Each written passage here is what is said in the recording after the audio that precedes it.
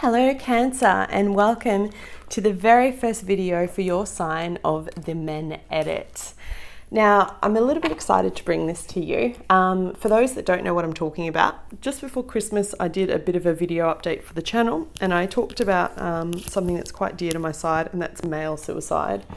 The male suicide rate is at an all-time high, and I feel like personally we've gone too far in trying to support women, and we don't actually hold the space for men and give them the time to feel vulnerable. So as a light worker, I'm kind of called to this area, and I want to do what I can to help in that regard. So this is where the idea for the Men Edit was born. It's a monthly tarot reading update for men.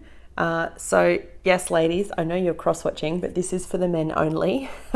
It's not for divine masculine in energy. It's for single guys, gay guys, transgender, whatever your sexual orientation is, it doesn't matter. As long as you identify as a man, then this is a reading for you. Now, I have got and picked up a really cool deck too, an oracle deck called Gods and Titans. So far it's been quite interesting to play with. So I'm excited to bring you the messages. So let's get started. Universe and angels, messages and guides, my higher self, I call upon you now to give me a clear and accurate reading for the sign of Cancer. Can you please tell me what they need to hear, not what they want to hear? Can I please have 4 cards for their month ahead?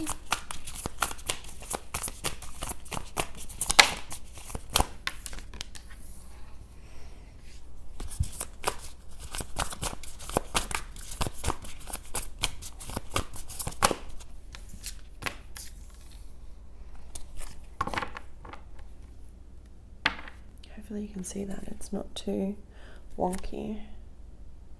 It's just my OCD kicking in. Wow, Cancer. Okay, and I'm going to take the card at the bottom of the deck as well. All right, so interesting reading. I see a lot of love here for you, Cancer. This bloody bad boy has been coming out in almost every single reading. I think Taurus was the only sign that escaped it. It was in the Aries reading. It was also in the Gemini reading. And I promise you I shuffled because these are all different. So I feel like maybe it's, you know, for men, it's really about a time period of letting stuff go, which doesn't surprise me because we've gone through some pretty intense eclipses. But as you start off this time period, so mid-February to mid-March, I have the Mother of Swords. This represents an air sign, Gemini, Libra, Aquarius. Now, it's Queen of Swords, technically, so don't get too caught up on the suit, the fact that it's Queen or King, okay? Because it could be, Queen could be a masculine, but it's more about someone that has energetically evolved through all the, like, levels in terms of the suit, okay?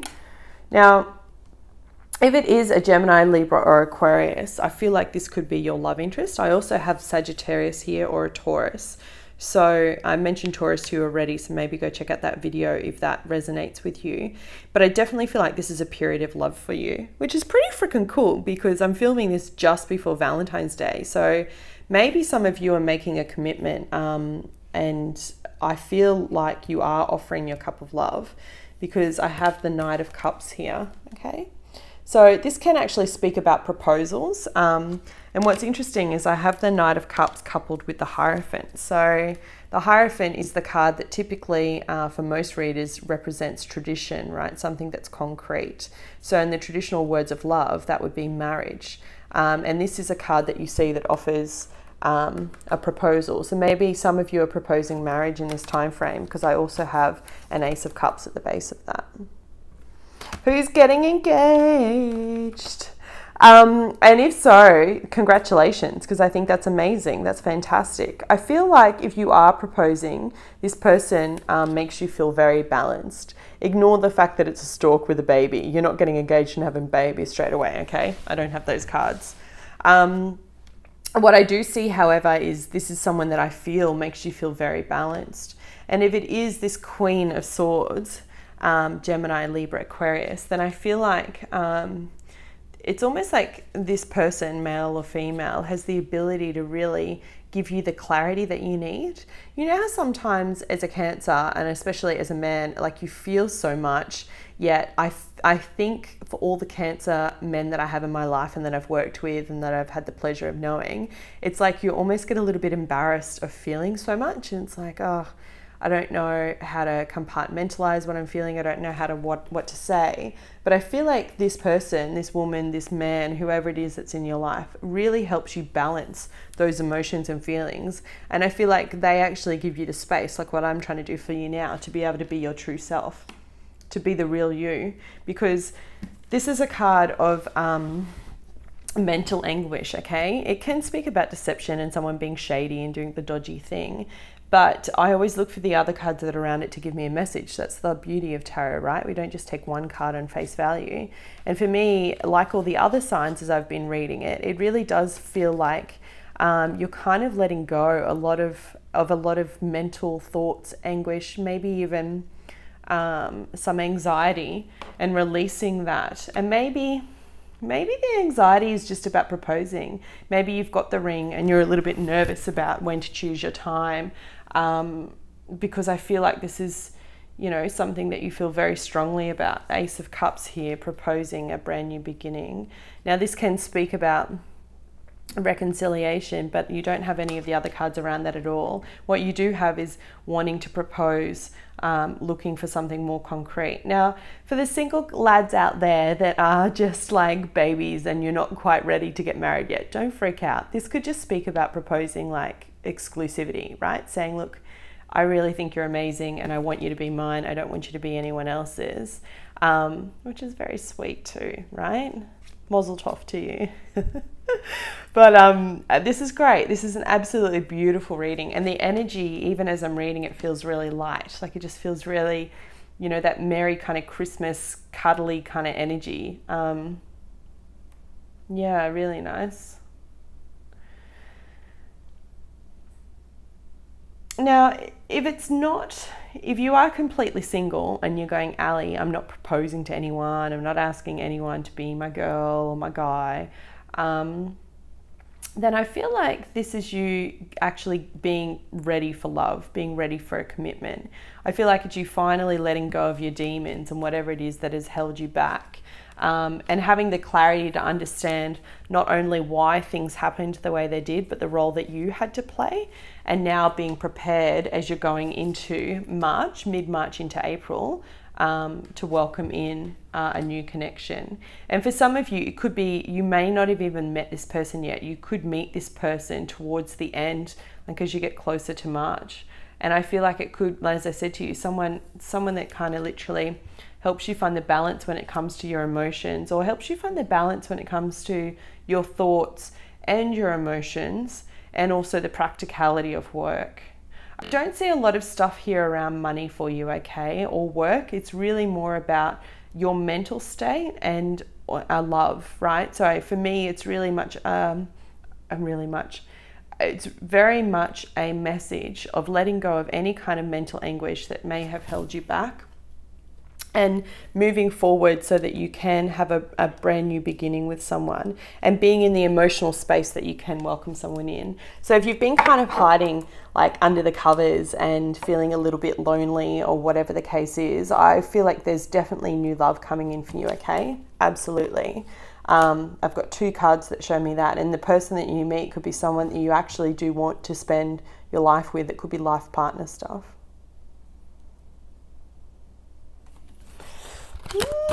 Can I please have additional guidance for the sign of Cancer from mid-February to mid-March? Thank you. Shiva, the Destroyer. Beautiful. Look at how strong this card is. Look at the colors. Love it. All right, I don't know if you can see that there, so pop that there.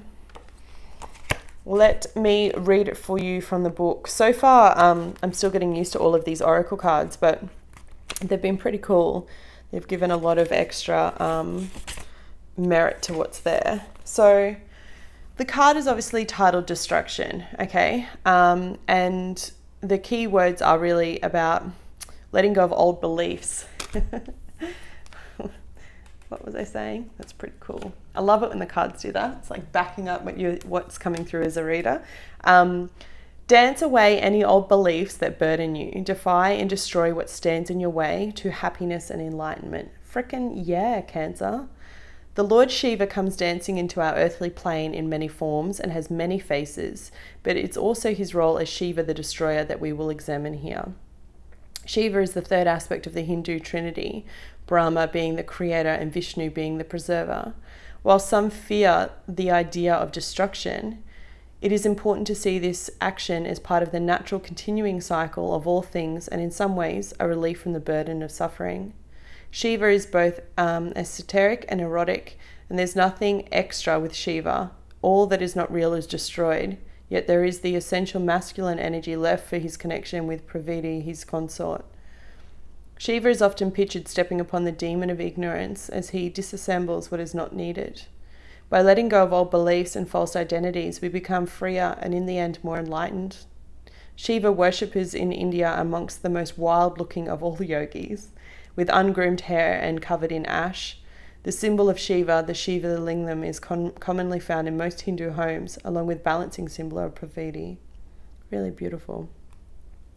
So it goes on to say, whilst there are many wonderful traditional invocations to Shiva available throughout the beautiful Hindu texts, you may wish to try this simple rite to burn away what you no longer need. So release and let go, yeah? And this is probably why that card's coming up for a lot of signs, because I feel like this is really important. This is particularly a good way to reduce the pain of a relationship ending and allow for the space of a new one to arise from the ashes. You need a sheet of paper and a pen, a black candle rubbed with sandalwood oil, matches and a ceramic bowl. Write down on a sheet of paper what you no longer need in your life.